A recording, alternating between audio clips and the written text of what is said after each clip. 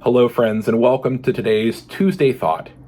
This is Joel, your communications minister, here in our sacristy, where the Altar Guild dutifully prepares for services, both large and small. As we enter the fall with kids back in school, adults going back to work, and a sense that the pandemic has left us in a new place, a place where we can come back together again, it's important more than ever to figure out how we can reconnect and continue to be part of this parish. For those who already serve, in many ways, thank you so much. We really appreciate it. And for those who maybe want to get their feet a little bit wet, who maybe feel a call to give a bit more time this fall, to carve out that space, to serve, one of the great ways of doing so is in our worship ministries.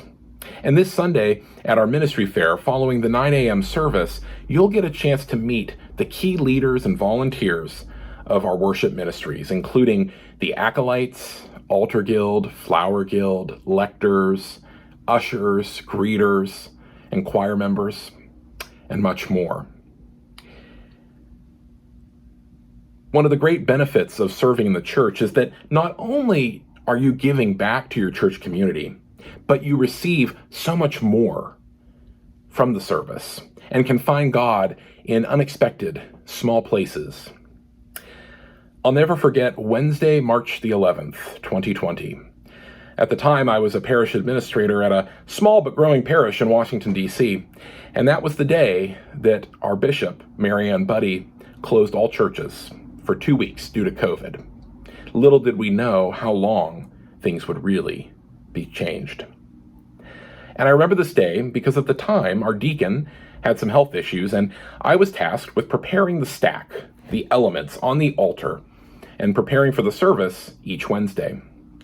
That was the last Wednesday I got to do so for almost a year.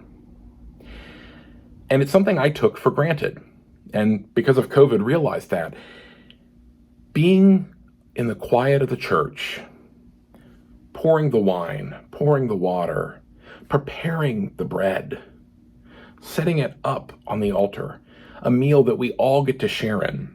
It was a time that gave me room for reflection, a time in which I took in the message that God died for us through Jesus on the cross. And in these moments, I felt God's presence. It had become a part of my life that was so important, serving on the Altar Guild, and yet I took it for granted. I didn't realize how much those 10 minutes of setting up the altar each Wednesday gave to my personal faith journey. So friends, I invite you to check out our different worship ministries this Sunday at our Sunday ministry fair. And I also remind you, the great thing about being Episcopalians is we have the Book of Common Prayer. And lately there's been a lot of discussion about what it is and what it isn't, and that's being discussed at General Convention. But the one thing that's great about the BCP is that it explains, it's so simple and yet so rich in what we are and who we are as Episcopalians. I invite you to dust off the back pages of your BCP. Toward the back, there's a section which has a catechism, an outline of faith. And in this, it describes what it is that we are called to do as lay ministers.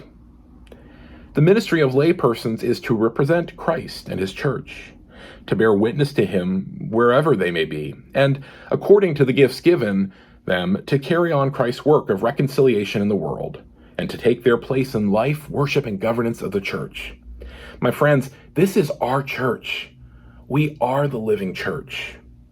And I ask you to consider different ways that you might be able to contribute to helping our parish thrive here at St. Mary's.